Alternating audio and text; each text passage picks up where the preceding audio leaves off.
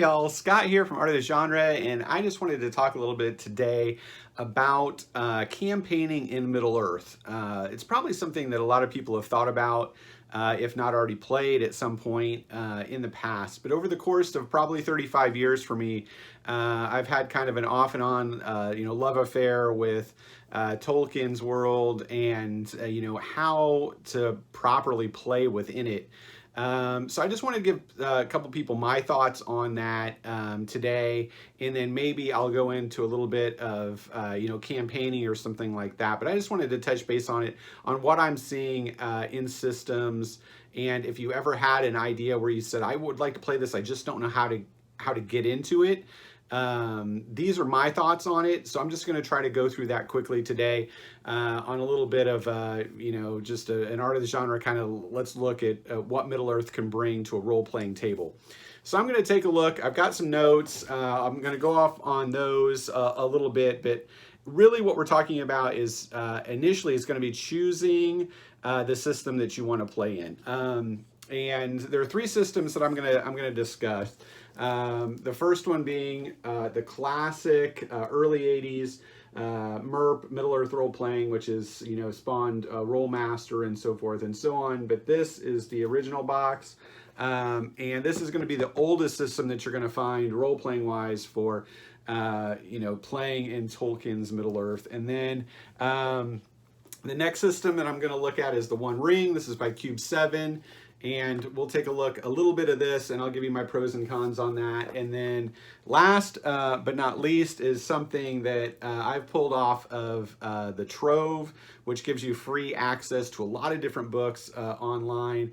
And I printed this off myself. I made my own copy of it. This is going to be the Savage Worlds Deluxe Edition for Middle-earth. It's obviously they did not have the license, so it is free, but the information within it is fantastic if you like Savage Worlds. So those are the three systems that I really look at when I'm playing Middle-earth.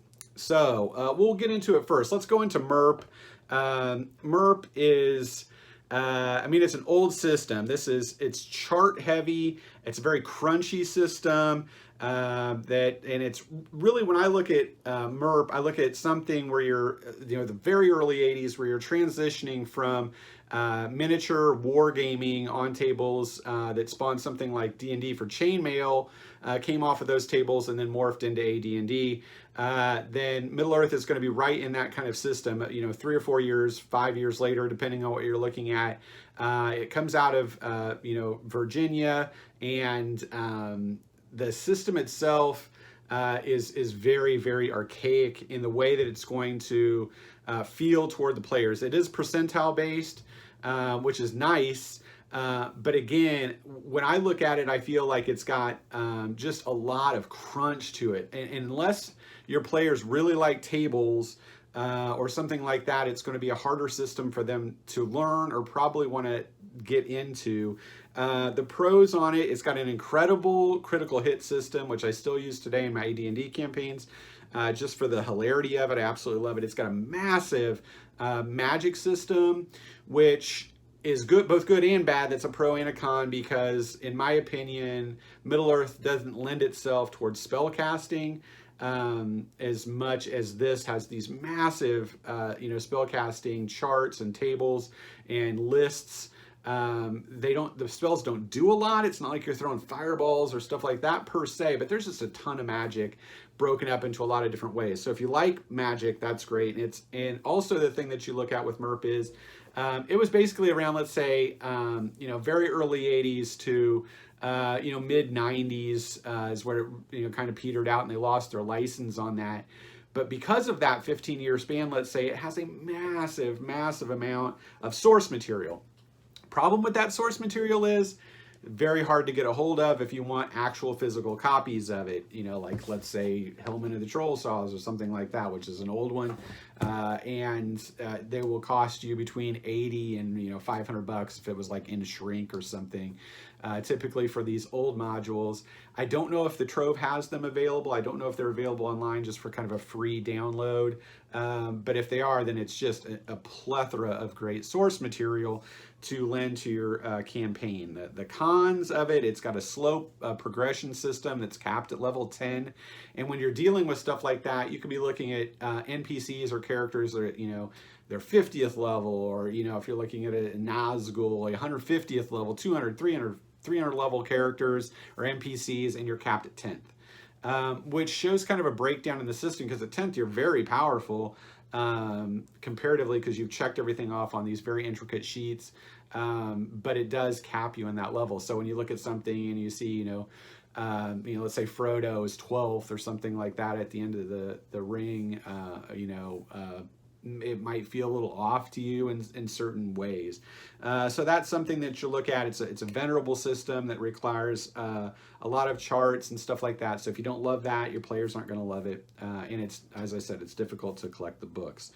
Then we'll go into One Ring.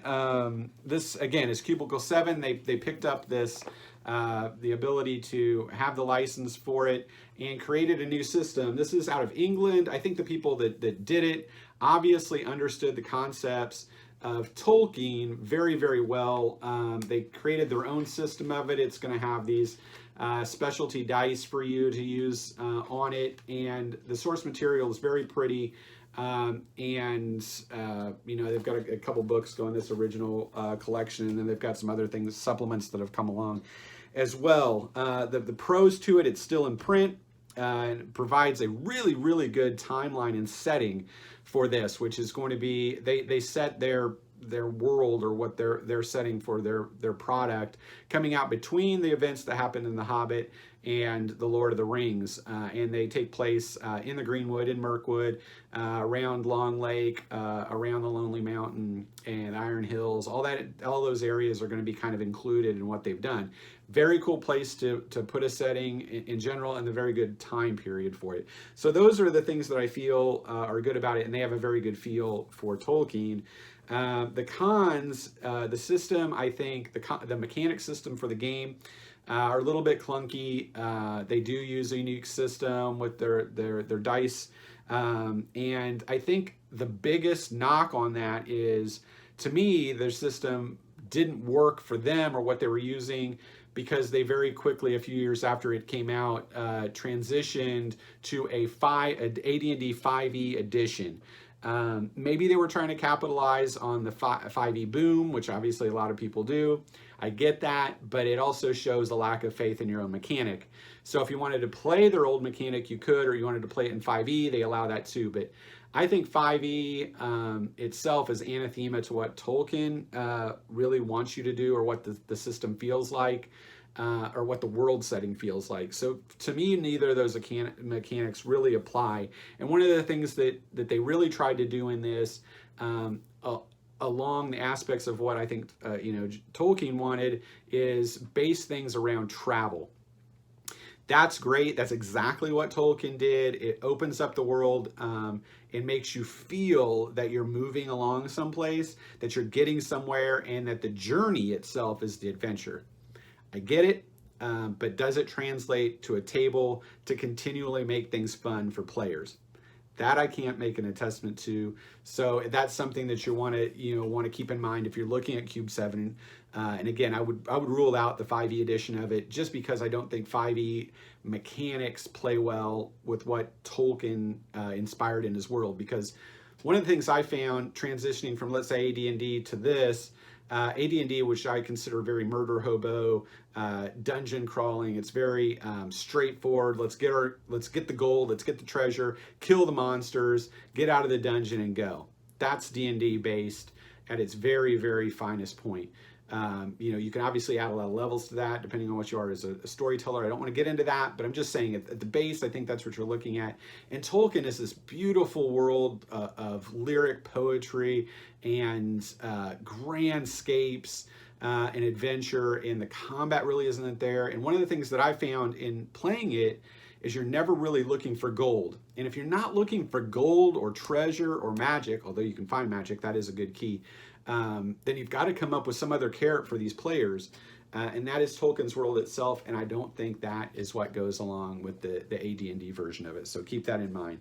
And then last and not least, I would go to my Savage Worlds edition. Again, this can be found if you're looking in the Trove on the internet. You just look up Trove, and then you'll go to some submenus. You can eventually find it in there under Savage Worlds sub-games, and you can find free PDFs of both the player's book and the DM's book that have been put together by players for free, which takes you through Savage Worlds. If you've ever played Savage Worlds, the pros of Savage Worlds are the fact that it is incredibly easy for the DM. I call it DM lazy. And it just allows you a lot of freedom to not be caught up in mechanics, and it plays very quickly, typically. The negative to the system is it's generic. So that can spin out a little bit unless you keep it small, and then it's problematic in character progression and their edge system, because I think you can go up very quickly in it, and if you do so, the characters can get far too powerful too quickly. So you've got to be able to mitigate that and try to keep it with what the book says, which is never really go above 2 experience per adventure. And then it'll slow things down a little bit. But if you start giving 3, 4, or 5, then you're basically going up a level every single adventure, no matter, if you're already seasoned veteran, whatever. 5 still gets you to the next level. So keep that in mind with it. So that said, then I'm going to go into the problems of the setting itself. Things to keep in mind before you start Middle-earth. And the first one of these being that Tolkien's world is well documented and locked and timelined. So what that really says to a DM is you've got to know what you're talking about. If you haven't read the books, if you haven't read the Silmarillion, if you haven't read, the Lays of Beleriand and these kind of things, or just have a lot of reference for this, you can get a player that comes in and really, really knows their stuff and is going to start calling you out. So if you don't want to get called out on a system because you think you know it, but you don't, this is not the system for you. And because it's locked in that particular way, it makes things very, very tricky as the DM, and you've got to do the right settings, which is what Cube did, put in a nice, 60-year period between The Hobbit and between The Lord of the Rings, where you've got a lot to play with without really pulling on either book or messing with either book, but they still are within that sweet spot, so people might run into Bilbo Baggins or Gandalf or other NPCs that they know. Gives everyone a thrill at the table, so keep that in mind. And the other real problem with it is you're talking about Tolkien's world, which is very, very limited on enemies. And this is very, very problematic for a DM. If you only have orcs and goblins, which are not delineated, sometimes they're just the same thing. So that's basically one creature, orc, goblin. You can throw a troll if you want to, but they're a little powerful. And then you have men, evil men, be the men of the south, hillmen, dunlendings, anything like that. Those are really your enemies. There isn't anything else out there, especially for low-level characters, unless you're talking about maybe a warg or just beasts themselves, a wolf, a giant elk, a bear, something like that you could find. Obviously, if you're in the Greenwood, you've got spiders, but otherwise you're looking at a very, very limited scope of what you can fight. You don't have 3 monster manuals or 5 monster manuals or fiendfoliers or whatever you got else to just keep throwing stuff at players to keep things interesting because they're fighting something different. In this, that's what you're fighting, period. Sure, you could throw a Nazgul at them, they're dead. You could throw a dragon at them, they're dead. Those big monsters are out there, but they're going to be a campaign enemy, maybe at the end of something. So you're not going to throw it at them all the time, which means as a DM, you're going to have to find a way to make those enemies interesting and start using a story-driven adventure. This is Tolkien. It should be a story. You've got to find a way to make things interesting for the players, A, in the journey, place to place, or B, telling a story where they go and what they're doing. I like to put in things, about, pipeweed or great lyrical poetry if you've got elves that can tell these stories. And remember, these elves have been around sometimes for 5,000 to 6,000 years.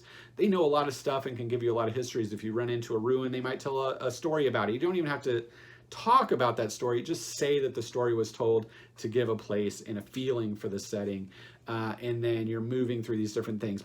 But so when you're doing that, you might have one encounter per adventure that might be with some hillmen or might be with some orcs or something like that. That's going to be your combat, but that's really the only exciting part of die rolling or stuff like that you're going to get. So keep that in mind.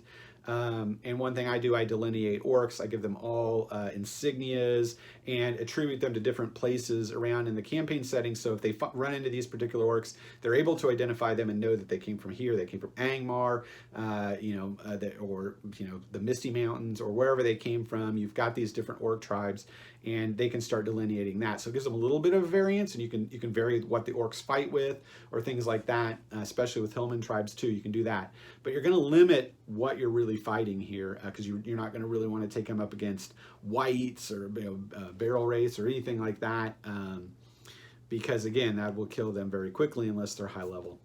So that's one of the things that I think is probably the most difficult. You can't make it repetitive, and you have to be able to make sure that these fights still have a little bit of flair to them. And then you want to be able to rely on source material and find that established area that you can set this in. And you need to study that incredibly well, because if you don't, all of a sudden a player is going to call you out. If you think, I'm going to watch the 3 Hobbit movies and I got this down. Sure, you might, but you could also run into 3 players that are just going to call you constantly. And you don't want that. You want to be able to do that. So one of the things I look at when I'm looking at Middle Earth is to say, don't look at Middle Earth. Look at something very specific in Middle Earth, and think of it in the same way that you would think of an AD&D campaign, and that is shrinking it down to say, I'm just going to play, let's say if I'm in the Forgotten Realms, I'm just going to play a Waterdeep campaign, and not only I'm only going to play Waterdeep, I'm going to do 1 or 2 blocks in Waterdeep, or I'm going to do Keep on the Borderlands, and we're just going to do the Keep and the various few things around it, and well define that particular area, and the characters will get to know it. You're going to have to do that here as well. You can't just go, we're going to go from Ardor down into Rohan, and then we're going to go into Gondor, and then we might, skirt Mordor, and then come back up into Lorien, and then hit the Mirkwood. You can't. It's too big. You're going to lose things. You're not going to have anything down for the players, and I think it's going to spin you out as a DM, because it's just too much information, because Tolkien was very, very good about providing a lot of information for this stuff. So narrow down your focus. In this, choose the right system for what you want that focus to be, whether it's any one of these 3 systems or something else that you might have found. You can put that in the comments if you found something else that worked. If you want to know personally what I'm using, I use the Savage Worlds, because I'm a little bit of a lazy DM. I've got a lot of other stuff going on, so I can't deal with statting everything constantly on new things. And I think that the magic system within Savage Worlds that's been done in that also is incredibly good for this particular campaign. And Savage Worlds is cinematic, which means you translate it very well into what people saw in the movies, where one character just wipes out 6 orcs very easily, cutting off heads or so forth, and something, because they are a hero. And that's what I always look at. Your characters are heroes in this. So I think that translates well for me. Nevertheless, that's where I'll cut it. I know I've gone a little long today. I usually do these for 10 minutes, and this almost went 20. But nevertheless, I hope you got a feel for it. And please leave comments below if you have found something else or have any particular questions that I can help you with on what you're doing in Middle Earth.